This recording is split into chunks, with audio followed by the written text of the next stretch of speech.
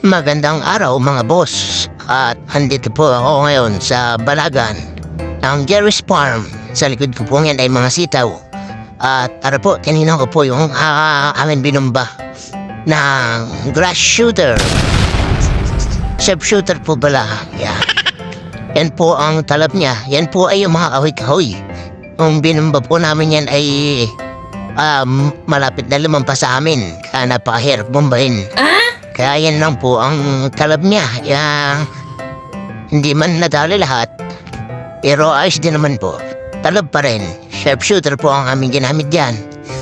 Yan. Available po siya mga 7 days. At dito po naman sa Jerry's Farm na tanim po ay sili. Ang binumba po naman namin dito ay K-glufosinate.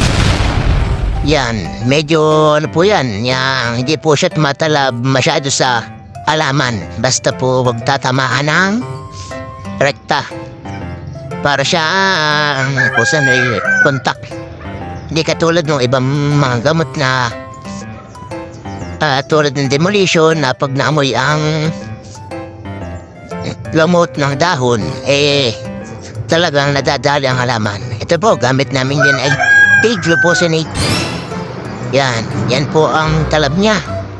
Kaya tinapakan ko na po dito ang timpla para hindi na po umulit na ang pagbubumba.